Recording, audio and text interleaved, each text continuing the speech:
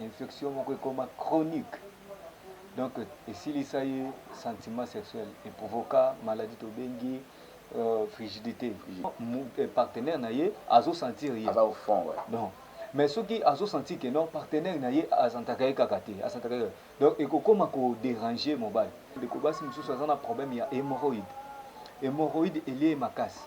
Et fongoli trop vaginal, et comme mon mais donc à ce sentir moi c'est pour les moi c'est ça vraiment moi ça ça aucun moi pour payer ça moi ça vraiment bien été donc papa ce monde comme si azani kaka libanda azo bima victoire ma tête victoire ma tête à l'aise donc à moni déjà cycle na ye et comme il ko perturbé et donc comme il ko changer ba date et comme il ko deux fois par mois na date fixité ou bien ils ont deux fois na mois moko. Donc, ils ont déjà problème de infection et côté makas. Pota, ma palata. Maintenant, ton mobile est comme mon abon. Et aussi, le mobile qui m'a moi c'est bon. Ah, moi c'est salité. Ah, moi c'est salité. Le mobile est directement affecté parce que l'infection est une maladie qui est transmissible. Et policiers certes naïe, comme comme seulement impossible. Côté à bas si ils ont compliqué moi si tire et comme m'émailler et même comme c'est stérile. Provoquer fibrome, ils ont provoqué nyokaka, ils ont provoqué trouble à règle, règle bouchée. Moi si azomo na règle naé ils ont bimaté. Ils ont bimaté ça que non donc ovulation ils ont ça maté, ils ont salam. Ba makila wana ils ont souka na ba trompe. Tant ils ont souka na ba trompe wana ko provoquer cancer. Ayi ko comme un problème à cancer. Parce que infectieuse est belle. Tous en a gonorrhée, tous en a syphilis, tous en a staphylocoque, tous en a infection staphylocoque. Donc tous en a infection belé. Problème à kubota mingi lelo ezoya à partir infection. Infection et pekisi a botate et pekisi ba règle et maté donc soit c'est troublé règle naie avant di place avant di wana aller donc atelemi et c'est le quoi dessiner le quoi muta subi donc ba bloc comment ils ont di mensalité. Vous êtes si nombreux devant vos postes téléviseurs, très cher Internet, très chers téléspectateurs. Un grand merci à vous. Abonnez-vous, likez, commentez, partagez cette émission sur Josiane Kombo Télévision, JK Télévision. Un grand merci Josiane Kombo Télévision. Aussi, un grand merci à notre sponsor officiel, Moïse Lukombo Makila, la champion, l'homme à la Mercedes, en tout cas, merci beaucoup. Papa Nagba est là. En tout cas, merci infiniment pour la biso. Moïse Lukombo Makila, la champion. Un grand merci aussi à Rigan Apena, la présidente. Un grand merci à coordonnateur Olivier, aussi à notre secrétaire, excusez, Winnie. L'équipe est costaud, l'équipe est vraiment costaud. C'est un grand merci à tout la biso. Bien Makwata, TV Moroba TV en Grèce aussi. Un grand merci à Maman Martine Toko depuis Paris aussi, à Maman Sylvie Katika depuis Paris. Charge, hein, s'il faut le dire, elle s'appelle Charge, il y a France, elle s'appelle Néné Toko. En tout cas, merci beaucoup. Merci, merci, merci. Aujourd'hui, je suis toujours avec notre docteur Bandeko Bazali Banda Babengi Balobi. Il faut y avoir papa, il faut y avoir Albert Maman. Maman le jour de la papa et maman jour de la moitié. Et là, il y a divorce, ils ont été côté à papa, à maman. C'est dit à quoi? En fait, ils ont vraiment cause, ils ont vraiment ni. Par conséquent, non, mais quelle cause la cause? Bon, là, on partage, on a docteur Ahmed, c'est avec lui qu'on va essayer de mettre carte sur table, noir sur blanc. J'ai dit bonjour docteur. Oui, bonjour Payams. Voilà, tout ça, on a JK Télévision comme d'habitude. Par conséquent, on a essayé un peu de sur la mère, mais on soit parce qu'on a maman. On a besoin de bien tenir, voilà. Les lots, le divorce, ils ont plus que mariage. Ça dit, on a la peau de 2 jours, 3 jours, la fiançailles, bakabouani, un mariage, bakabouani, divorce, nous ne parlons pas. C'est dit à quoi? Ils ont spiritualité sur le plan, s'il faut dire quoi? Sur le plan sexuel, hein? Il y a qui bon moi si. La sexualité d'une femme, voilà s'il faut le dire. Bon, en fait, au moni, on a répondre à la question les lots, divorce et salama, ils ont makambo belé ou ils ont causé divorce. Voilà. Mais particulièrement comme un gars médecin, on a la partie où est lingaï. Partout est lingaï.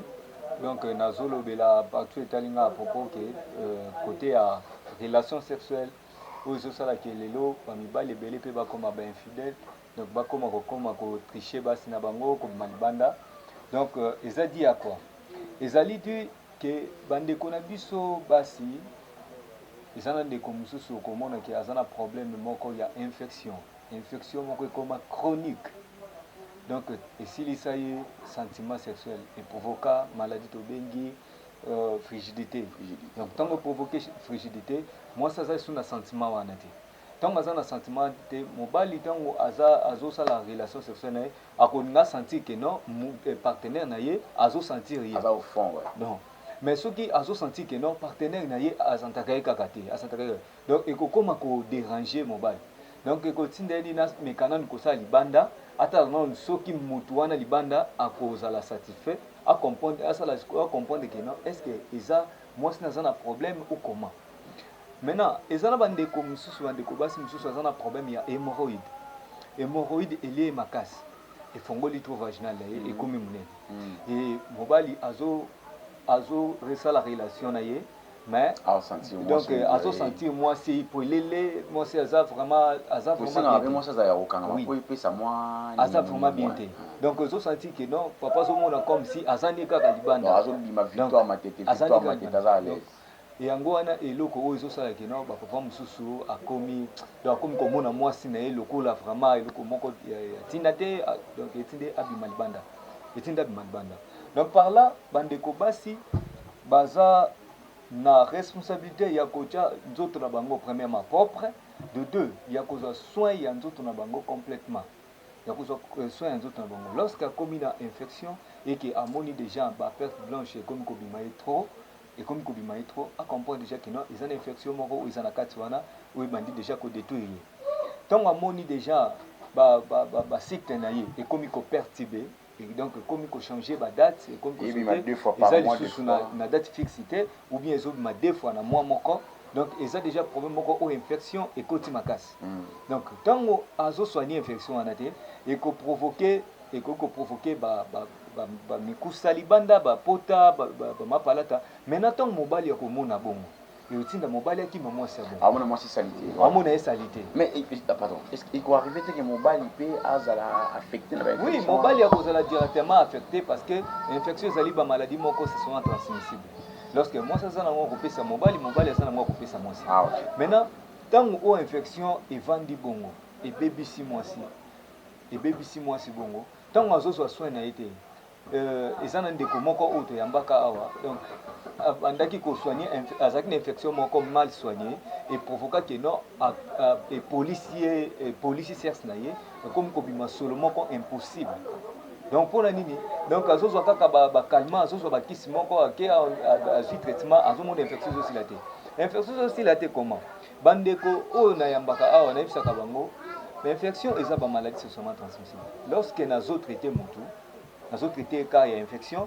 il faut azala un peu donc nakokoloba akokotika nanu problème ya donc relation atiki relation pour que tango oyo azozwa kisi et traiter infection wana lelo infection ezo résister na nzoto bato mpona nini parce que ndeko azozwa kisi infection mais azosala ndenge kaka relation sexuelle or partenaire ne déjà azalaki na infection donc dès que azokende ezosonga lisusu azotourne place moko donc mais infection eza bamaladie moko très dangereux côté ya mibali mpe côté ya basi côté ya basi ezocomplike mwasi ti ekomema ye ememi ye comme c'est stérile ezoprovoke bamaladie ebele ezoprovoke bafibrome ezoprovoke banyokakao ezoprovoke batrouble ya règle barègle bouché or ntango mwasi azomona règle na ye ezobima te eza te ke non donc ovulation ezosalama te ezosalama mais ezobima libanda te bamakila wana ezosuka na batrompe ntango ezosuka na batrompe wana basalite wana ezosala ke ezobouche batrompe akokoma na problème ya batrompe ti eyoki koprovoke cancer ayoki kokoma na problème ya cancer donc bainfection wana kota bandeko basi ezoya na bakambo ebele eza na ndeko mosusu oyo amesana kosala baavortement trop à chaque temps bambeli ya banani ya nganga ekotaka ye banini or babiloko wana bamateriel wana soki eza mal soigné ezo-infecte mba moko azokoma na infection eza na bandeko mosusu oyo bavase na bango bamwa bapo wana bautilisaka asoignaka yango bien te ezosala keno ntango azosoigne yango bien te ekomi na microbe ntango azosalela yango azozwa infection bacantine azosalela voire même bilamba kolata okomona ke asoignaka basous-vêtement na ye te asoignaka yango bien te ezomemela ye bainfection ntango azwi yango bongo eza facilement atransmettre yango epai ya partenaire na ye parce que wana sikoyo ntongo ekoti na nzoto ekomi sexuellement transmissible. Voilà, vous êtes si nombreux boyoka makambo ezoleka awa invité rapidement tomeka koloba na opisio docteur oyo tomoni mokadikadi eza nini?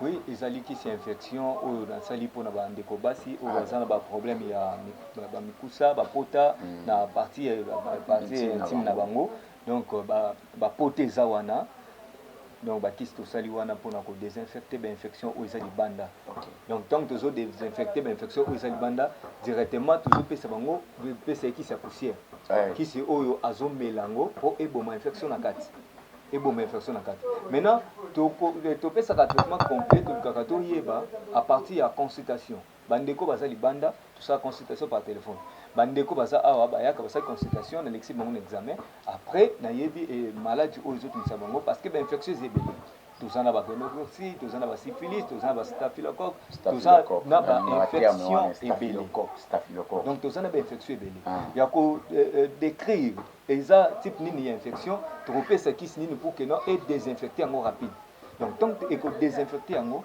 elibanda mpe ebomi bapota soit bapalata babiloko nyonso ebimaki docteur vidéo memo tolakisa yango eza te en tout cas abombaki elongi na ye simaki bomwasi nyonso na yebiso yo pota na yebiso pas possible tofine ezobima evite wana mpe ezaka bainfection oui aza na infection oyo tobengi syphilis donc wana eza baeffet nango ekomi chronique donc ezalaki na kati ekomi chronique ebimi sikoyo libanda manifeste libanda endeko abongo ntango oyo soki azosoigne yango te ezodétruire ye te epolisi edétruire nzoto na ye ecomplike ye lobi akoki kozala problème moko ya kobota donc problème ya kobota parce que baproblème ya kobota mingi lelo ezoya à partir ya infection donc infection moko ekota ewumela edétruire nzoto ya mwasi akomi na problème ya koconcevoir il y a problème à concevoir. Lorsque mobile moko boit dépenser mbongo nebele, surtout bande ko na biso mibali o basambela kate. A dépenser mbongo nebele mutoki na ye, azozela mwasi na ndako abotele bana. Mais mwasi yango 2 ans, 3 ans, 4 ans abotela te. Yebisanga mobile akende api. Mobile akende libanda parce que azota la vie à âge na ye, azota la keno il faut sana mwana o azobengi papa. Donc bande ko basi bazoyeba te ba réalité wana. Lelo akoki konéglige yango ntango nano abali te azomona infection azobeta yango kara azozwa mwa bakalma azwi bakalma mais lobi ntango akobala akomona sikoyo baconséquence ya infection ndenge esalaka donc infection epekisi ye abota te epekisi ye barègle ebima te donc soit etrouble règle na ye ebandi kosalisa ye babiloko moko boye babandi kobima baperte blanche ezobima tout le temps avandi boye avandi place avandi wana ale ntango atelemi esali lokola edesine lokola moto asubi donc babiloko moko ezobima esali te mpona nini infection ekomi chronique ekoprovoke mpe keno mwasi akomi kodégage mauvaise odeur na niveau ya partie intime na ye akomi kobimisa baodeur moko ya mabe par conséquent okotraite bango na kisi bakisi eza wana donc bakisi oyo nakotraite bango na kisi oyo naza na kisi mosusu oyo kisi oyo mpenza ya poussière donc akobanda komela yango mpe na ti ou bien na potopoto bandeko bakokaka ti te bamelaka na ti na potopoto oyo bakokaka popoto te bamelaka na ti donc eza wana batraitement bakisi mosusu eza awa mosusu yango oyo donc bakozwa yango eza bakisi oyo eza différent na bainfection ezala infection syphilis ezala infection boye donc ntango nayebi ke non eza infection boye à partir wana nde nakoyeba parmi bakisi oyo naopesa kisi nini mpo edétruire yango directement nakoyeba yango à partir ntango ye abengi ngai apose nga kaka na ye aexplike nga ndenge nazoyoka nalobaka mingi bandeko docteur bayokaki soni te docteur eza lokola mai même si olati bilamba olobi ke non naosukwana kolongwa bilamba te même ntango osopi mai ekota ti partout donc eza docteur baza bongo poser kana yo ko kasonité yebisa ngai donc problème eza boye et nazo rappeler bandeko parce que ça na ndeko moko a yebisa ngalobi donc est-ce que ma conversation na biso eza donc de toujours sur le leur c'est le moko c'est ko protéger ngo oui et ça eloko moko on a ko protéger jamais kana yo oyo yebisa nga na ko poser moi tout le monde donc non donc ça kana yo tango oza na problème poser kana yo pour que on trouver solution. Pour trouver solution, il y a problème. Dès que vous trouver solution, il y a problème. À partir de qui c'est où les lobbies sont tous mis bon pour la nini. Tous ignorer dans la ignorance. Pourquoi? Tu veux dire que non, dans la médecine moderne, donc le traitement il y a infection et ça la canango ba calme. Mais dans la médecine traditionnelle, qui soit très efficace pour traiter les alliés. Maintenant, tant pour akutana na mutu moko boya skoka mbongo to a kosaye o ngai na benga ka bango ba commerçant donc baza ba médecin mo ba commerçant ba banda ko sala mo commerce moko boye simbité a koti na commerce a tradi ya oteka ka ba kisi donc azani docteur te mais aza commerçant lorsque akutani na commerçant mo bo atekele ka kisi et kisi yango et produire le côté infection etikali à se décourager à déconsidérer ba médecin nyonso. Donc, par là, tant qu'on a déconsidéré, il y a vrai bazali, on va couper ça ici, à une solution, tant qu'on a ignoré, ils ont provoqué qu'on détruit et lobby, bakangi bandoki. Or, ndoki a vie à mutu, ils a yé moko ndoki. Tant qu'on a là, Luka médecin a péché ici aux solutions pour un problème moana. Des tibaki c'est ça à rebelle, ndeko a un problème, il y a infection. Ils ont tout ça y est.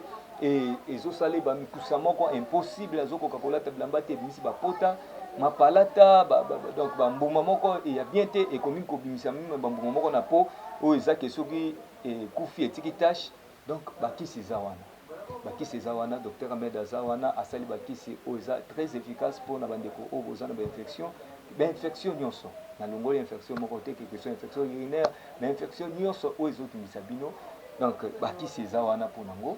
Ok, bandeko mama tango zwi kisi wana et traité yo et docteur akopesa yo kisi moko ok soko za na problème ya trou vaginal na yo et comme nene ozo se sentir polele akopesa kisi o bandeko baka pour que ezongisa sango mukie donc ezongisa sango mukie pendant traitement wana ezakana mo repos moko wana bapesa ka ba patient nanga repos wana après repos wana tango ko sala relation sexuelle akomona comme si que non asangana na mobalité parce que trou vaginal et kozonga muke et bandeko nyonso basi o vous avez un problème il y a hémorroïde donc hémorroïde est lié yo makasi et lié au makasi donc fongoli trou vaginal na yo donc oza soko kunza bozo sentir mo pépé oza vraiment bien té bakisi eza wana oyo ezaki donc ntango ozwi kisi ya hémorroïde wana etraite yo okomi bien parce que lelo soki onéglige hémorroïde wana ekokoma ke ozwi zeme ntango ozwi zeme boye ebandeko mosusu okomona azwi zeme komi jour oyo azobota na salle d'accouchement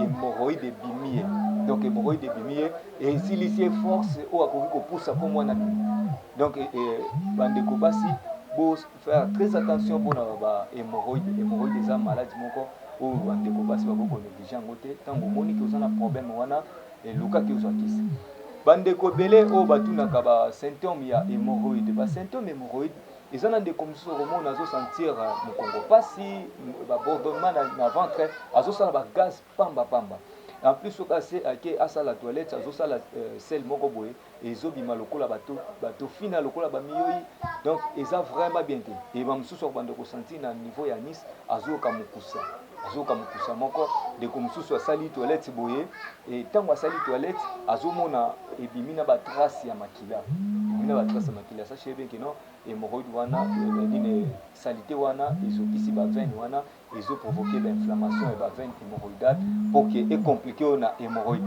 et hémorroïde wana soki bosoigne yango bien te okomona ke eprovoke hémorroïde oyo tobengi hémorroïde externe donc ya libanda epimi libanda ekomi na difficulté ya kozonga okende hôpital ekomi o non basala opération bakata nayebaka te hôpital ya moderne bakokata nini donc juste bakisi eza wana ya kovandela ovandela ezongi bapesi okisa kobaka obaki ekangi hémorroïde wana donc po obanda kobima suke bandeko mosusu baza na problème ya constipation donc constipation wana ezocomplike yo donc yo osalaka batoilette moko lokola bantaba lokola banie moko ya bantaba oyo ezocomplike yo ndeko mobali ndeko mwasi bakisi eza wana mpona kosisa constipation na yo eza na baconstipation mosusu eza moto abotama bongo donc abotami azokola ezalaka bongo asalaka bongo bakisi eza wana eza na bamikoide mosusu hérédité oyo mwana azwa yango mpa baboti na ye ezokita bongo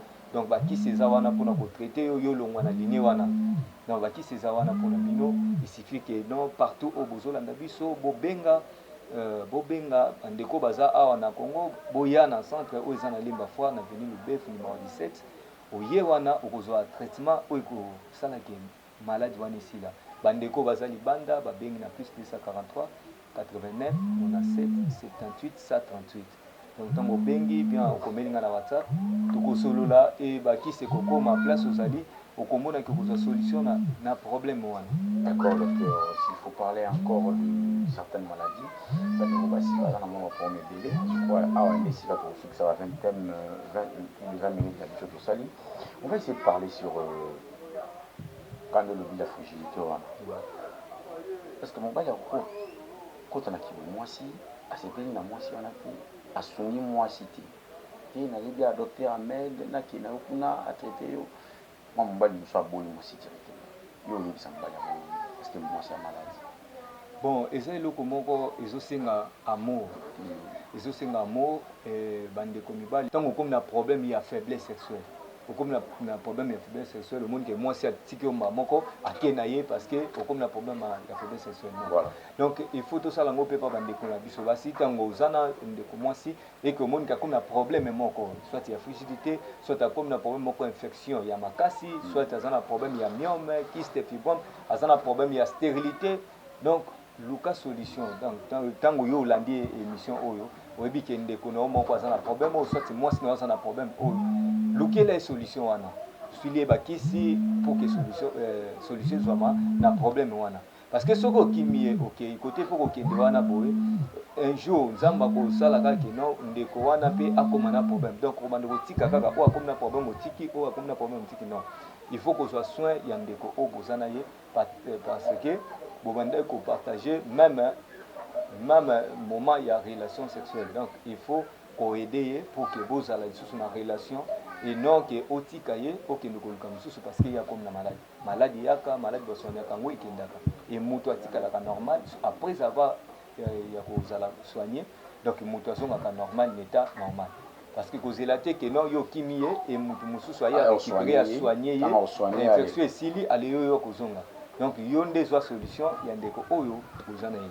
Voilà, ça n'est fini. Alors vous avez dit docteur adresse basi bandeko bana basi ndini bako ça pour ba question. Oui, bandeko basi o bazana ba problème ya ba règle douloureuse, bazana problème ya dysménorrhée, bazana problème ya polyménorrhée, bazana problème ya ba stérilité, bazana problème ya myome, oui, bazana problème ya ba kyste ba fibrome.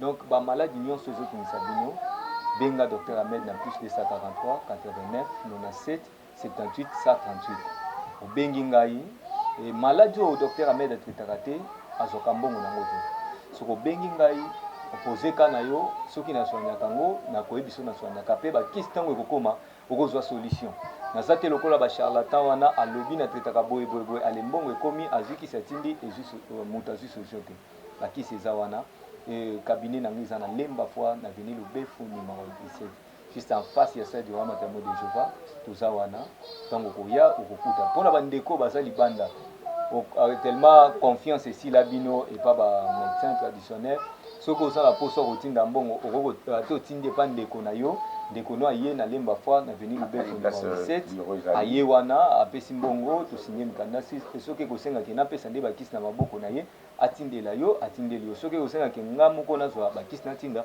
nakotinda bakisi etango ekokoma na kolakso ndenge nini melango okomona ke guérison koya après avoir consommé ba produit na ngai. Voilà, vous étiez ici nombreux devant nos postes téléviseurs pour suivre notre émission. C'est une émission qui parle de la santé. La santé n'a pas de prix. tout cas, j'étais avec docteur Ahmed. C'est vrai qu'on a essayé aujourd'hui pour la prise de ma maman parce que ma maman, papa, et on va dire, là, je vais aller au docteur, tout le monde son maman, qui se va la maman, on a besoin de maladie et bébé, besoin de retraiter parce que bon, location. Sans pourtant, vous voyez, papa, qui m'appelle là pour prendre ma campagne. Moi, si c'est un hasard, toujours lundi. Moi, si c'est un hasard, toujours goût, s'il faut le dire. Hasard, goût, le roi Nanyo, comment il s'appelle, maman Nanyo, pour ne pas citer ma maman à Poto. Un grand merci à vous, docteur. Et monsieur Sili. Hello, nous vous savons ma Poto. Oui. On a dit ça. Mon anga ya souke ezali, maman ko beaucoup la maladie.